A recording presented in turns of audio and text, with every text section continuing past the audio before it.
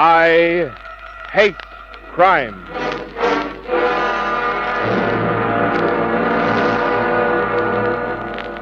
Things had been pretty quiet for a few days. My office in the federal building became a place where I filed bills and played solitaire. But then one morning, just as I'd half decided to beat it down to a certain pub, the case of the chamois bag and what was in it started. Larry, it is you. Well, of all the guys in the world, Bill Kerr. How are you, Private Eye? Bill Kerr was a guy who'd spent a couple of years in the islands with me. He has 6 bullet holes in his leg to prove it. He was a Yank with short-cropped hair, clean-cut features, and a smile that you had trouble rubbing off. But the smile wasn't so noticeable anymore. It's been 5 years, Larry. Yeah. How long have you been out here? Since 3 months after I was discharged at San Diego. How did you find me? I picked up a phone book looking for a guy named Kendall, and there was your name. Larry Kent, private investigator. I couldn't believe it. Now, what made you leave the States? It's a long story. Any women in it? 1 or 2. Maybe I'll tell you about it sometime. How about going over to the pub for a drink, huh? No, thanks. Larry, this isn't exactly a pleasure call. I'm glad to see you again, but I've got things on my mind. Uh-huh. You want to spill it? Sure. First, have a look at these. He took out a small chamois bag and loosened the string around the neck of it. Then, carefully, he spilled 3 black marbles on my desk. Pearls, Larry. The rarest of them all. Black pearls. Nice, huh? Yeah. Are they real? Well, if they aren't, I've killed a guy for nothing. Bill, I think you've got me wrong. I was a pretty cold-hearted guy on the islands, maybe, but now I'm a private eye. I've got ideals. I don't give protection. Relax, Larry, relax. I'm on the up and up, too. Just a minute, I'll tell you the whole story. He started. Bill, after arriving in Australia in 1946, met a few characters in Melbourne. They told him a beautiful yarn about the thousands you could make in the pearling racket. Well, Bill had some money, so the 3 of them got together, went to Broome, bought a lugger, and were in business. Yeah, the first 3 were tough, kid. We found some pearls, yeah, but only enough to keep us going. Then, not 6 months ago, one of our divers brought up an oyster that held one of these little beauties. Well, we stayed in that area for a month, ending up with the 3 of them you see on your disc. 1 for each of you, huh? Yeah, that's the way I had it figured. But not that jerk Dempsey and Yarkis. First it was Dempsey. He took the pearls one night.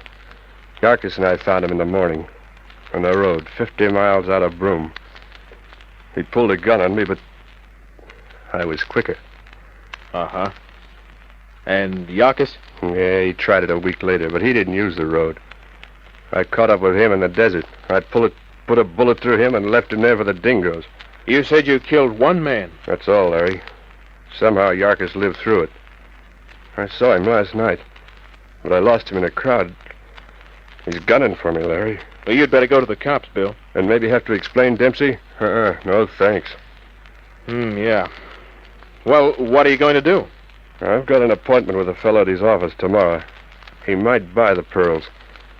But in the meantime, just in case Yarkis gets too close to me, I want you to hold him for me. What do I do if something happens to you? Use your own judgment, Larry. Okay? Okay, Bill. Can I get you by phone? Yeah, at my hotel. Here, I'll give you a number. He scrolled out the phone number of the hotel, and we made arrangements to meet at the corner of the GPO and George Street at 11 the next morning. We shook hands. I wished him luck, and he left. I put the chamois bag in my pocket, and then I did my best to forget about it. But I couldn't. They seemed to weigh a ton. It made me nervous, so I stopped for a few hours at a pub, and then I went home. At about 9 o'clock, I got the bright idea of phoning Bill Kerr. The clerk at his hotel rang the room phone, but there was no answer. Then I tried to sleep. I couldn't. So 15 minutes later, After I dodged the hotel clerk, I stood at the door of Bill's room.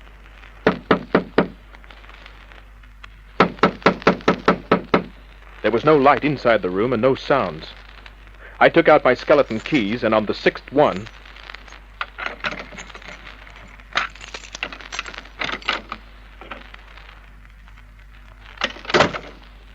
I felt for the switch and froze.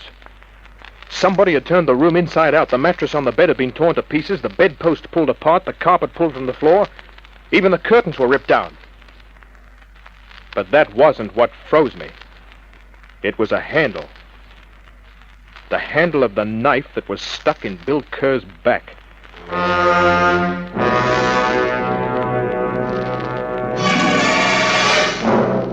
One look at him was enough.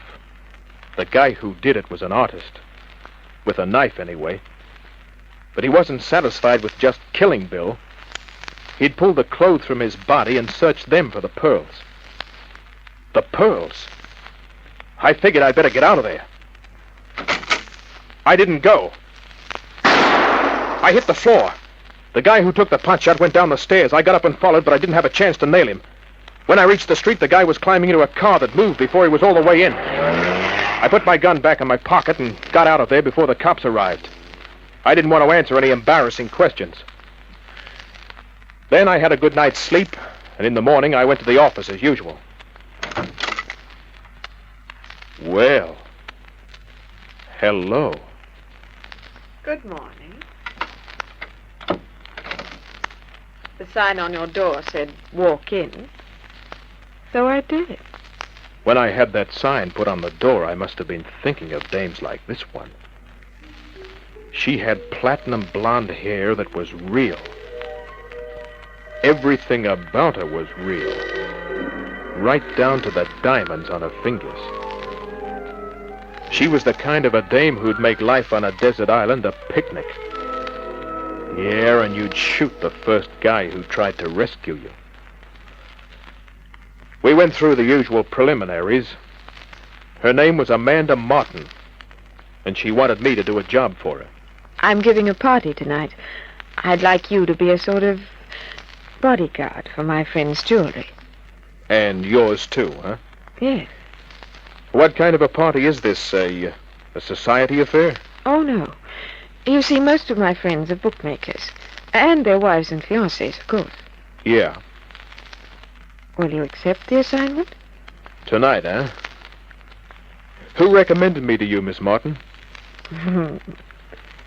You don't need a recommendation. She flashed a lovely set of her own teeth, and my blood pressure went up to danger level. She said she'd like me to call at her place at 6, 2 hours before the guests arrived. I took the job. I couldn't refuse, even though I was still worrying about the black pearls. She gave me a Potts Point address, pulled a very lucky little dead mink around her shoulders, and left me thinking some very nice thoughts. At 10 minutes to 6 that evening, I parked my car 2 blocks away from her address. Then I started to walk. It was a dark street full of shadows. But there were 2 shadows that moved. As I watched, they moved behind a brick wall. I kept walking. When I was 10 feet from the wall, I took my gun out and stopped, like a guy would to light a cigarette. I even flicked a lighter in my left hand. The shadows came out again. One had a gun in its hand. It didn't use it. The other one took one look, vaulted the wall, and ran. I caught him on somebody's lawn and grabbed him in a one-armed tackle. We went down together. I rolled over and saw the flash of a knife. He didn't use that either. I fished through his pockets and took his wallet. Then I headed for the tall timber without bothering to call on my client. I didn't want to guard her jewelry. I was having enough trouble with my own. Just to be safe, instead of going to my flat that night, I stayed at an hotel. While there, I looked through the knife handler's wallet. His name was Joe Yarkis. Yarkis. One of Bill's ex-partners. And probably the guy who knifed Bill. In the morning, I went back to my flat. It was just as I figured. The place was torn to ribbons. I didn't go in. I took the pearls out of my pocket, hid them where no one would think of looking, and then I went to see my landlady. What is it this time, Mr. Kent? Well, it's my flat, Mrs. Oh, I know. It's cold. Everybody's complaining. But I can't afford to fix the heater. If you want it fixed, fix it yourself. Sorry, I don't belong to the right union. But it's not the heater this time, it's the whole flat. Somebody was looking for something, and they took everything apart trying to find it. And not again? Yeah. I just thought I'd let you know. Well, I didn't know you had a sense of humor. Oh, I can afford to laugh. I had the whole place insured last week. Well, that'll give you an idea of how much chance you've got with your landlady. Well, she said she'd have the place fixed up as soon as she could. So I started to go to the office. I only reached the street.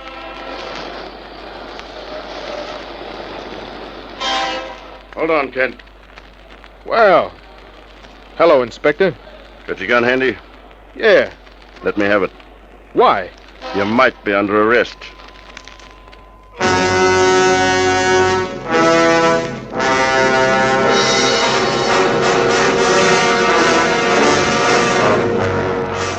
The inspector sat me in his office and gave me the Australian equivalent of the 3rd degree. Where were you last night? On business. Hot's Point? Yeah, I might as well admit it. I'm glad you did. Because the bullets we found in 2 dead men will undoubtedly match your gun. How do you figure that? The bodies were found only a few doors away from a house owned by a Miss Amanda Martin. She hired you to do a job last night and you didn't turn up. 2 and 2 make 4, Kent. Oh, your arithmetic is improving, but you're not holding me, are you, Inspector? That was self-defense. One guy had a gun, the other had a knife. Yes, I know. What's it all about, Larry? I haven't got the slightest idea. Now, look here, Kent. If you think you can go on obstructing justice, Justice? Inspector, people are trying to knock me off. I think that's my business. Are you going to hold me or aren't you going to hold me? Get out of here. Thanks. Maybe I'll get in touch with you later on. Never mind that. Stay where we can get in touch with you. In other words, don't leave Sydney. Don't worry, I won't. Unless I have to chase somebody.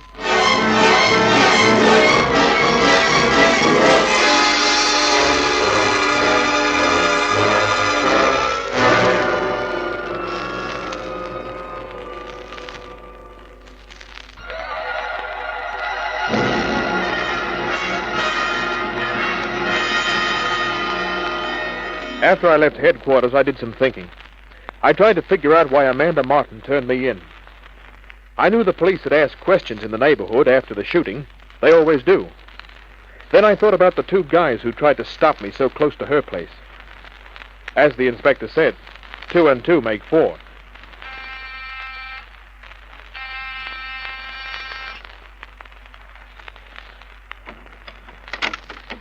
Yes?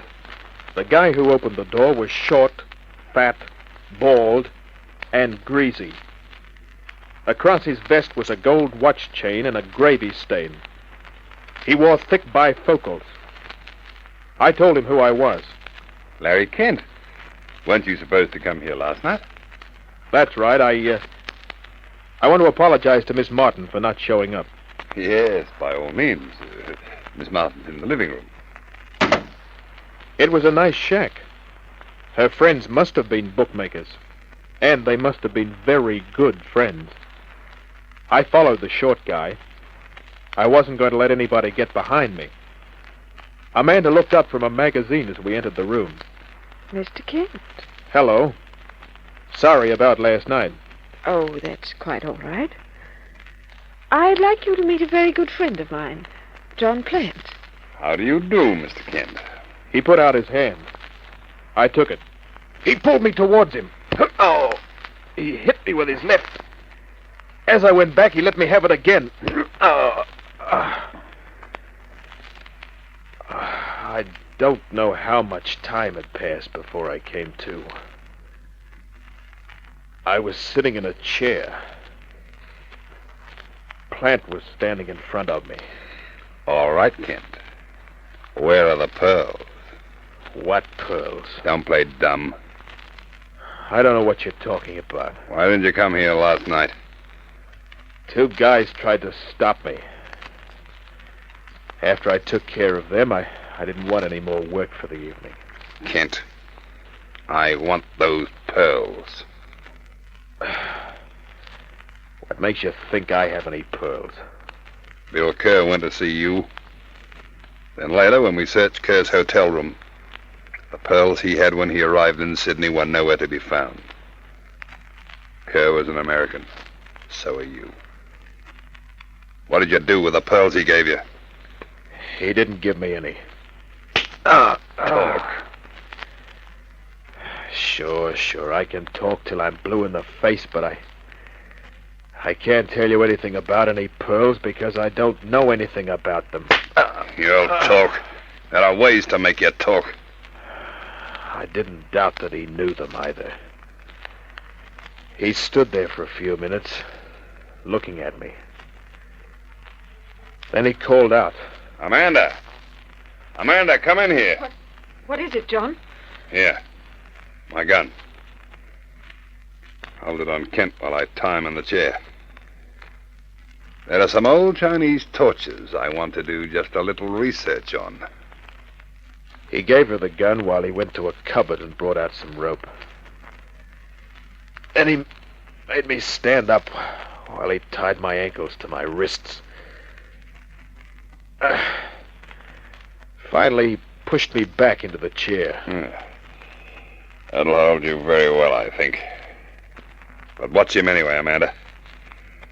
We'll take no chances this time. You're a real nice kid, Amanda. Oh, yes. Do you mind telling me what those 2 guys were supposed to do with me? If it will entertain you. They were merely looking for the pearls. If they found them on me? Who knows what might have happened? And if they didn't find them? Then you would have been in much the same position as you are now. Yeah. That's what I figured. You tried a good ambush, but it didn't work. No matter. You walked into another trap. Uh-huh. Yeah, with my eyes wide open. I didn't know your fat little friend could move so fast. But there's another thing on my mind. Why did you turn me into the cops? Merely so you'd be in the custody of the police when we searched your office this morning. Oh, so you turned that inside out too, huh? Tough luck I didn't have it insured. There's only one kind of insurance you should be worrying about. She smiled. But it wasn't the warm smile she'd given me the day before. I leaned back, tried to relax as well as I could. Amanda just stood there, the gun in her hand, trained on me. Finally, Plant came back into the room. I've just decided what to do. We will leave you here for the night, Kent. With my hands and feet tied? Of course. Well, how do you expect me to get any sleep? I don't. But I expect you to do a lot of thinking. About what? The pearls, naturally. I have a proposition for you. If in the morning you decide to turn them over to me, I'll give you your freedom. Even if I had the pearls, pal, what's your guarantee? You'll have to trust me. Sleep on it, Mr. Kent. He had a marvelous sense of humor. I sat trussed up in the chair for hours, getting more and more uncomfortable by the minute. Then, just as a clock started chiming somewhere in the house, the living room door opened. It was a good trick if somebody was trying to cover up the sound of the door. I didn't hear it open. I just saw it. Quiet, please. She had a knife in her hand. Because she said please, it looked like she wasn't going to cut my throat. But I wouldn't have been surprised if she did. I was surprised when she cut the ropes. Are you all right? Can you walk? Sweetheart, I can run.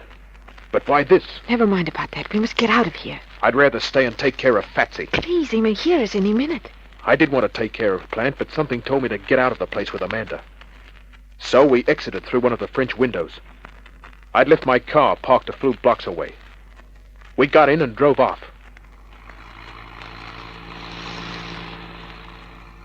Amanda, why the rescue? Don't you know? I've got an idea, but I'd like to hear you say it. Well, Larry, it's because I like you. Come again, sweetheart. Very well. This is another reason.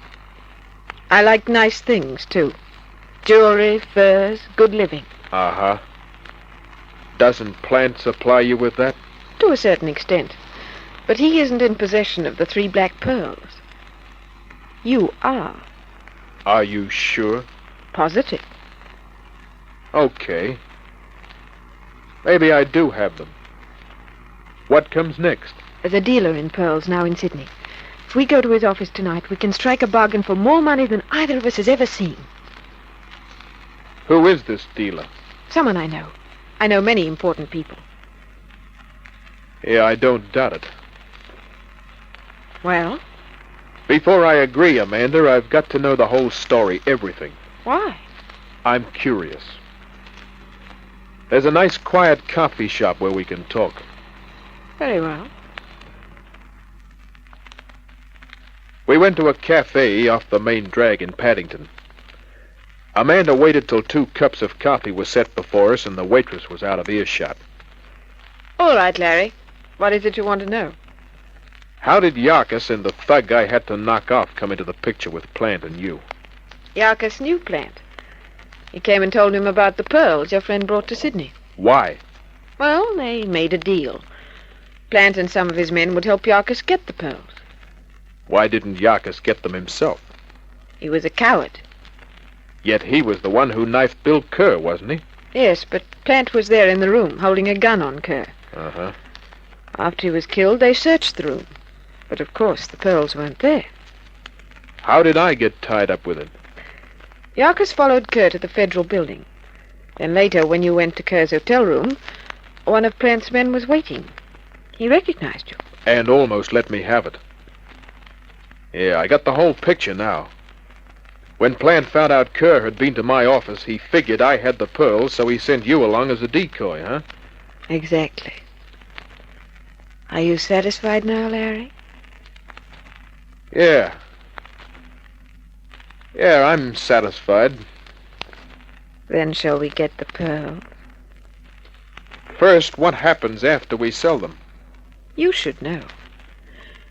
There are lots of places where 2 people can travel together when they have money. That sounds like a good idea. Come on. Let's go.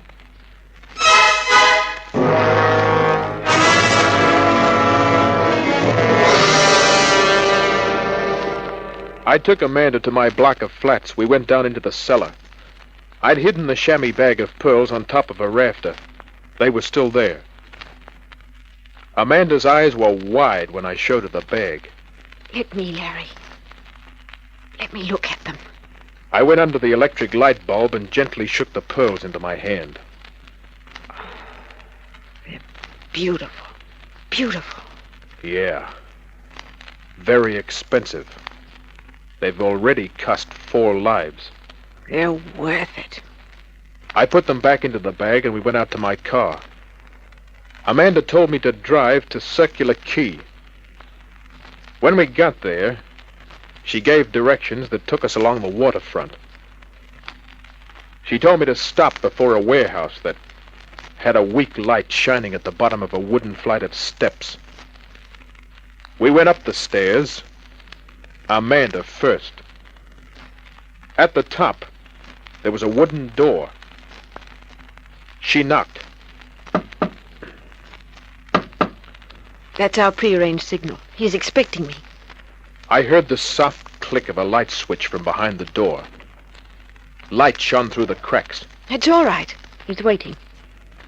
I leaned forward, turned the doorknob, And then things happened almost too fast to follow.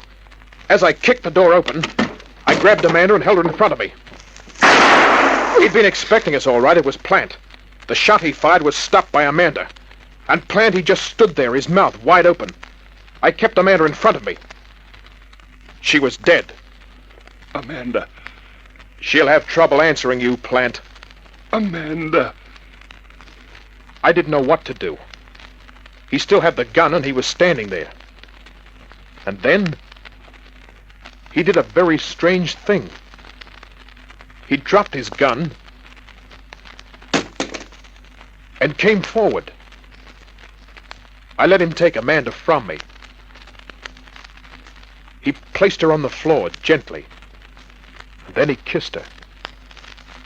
It was very romantic. He didn't seem to know I was there. I went out through the door, and as I walked away, I heard what I was waiting for. Good night.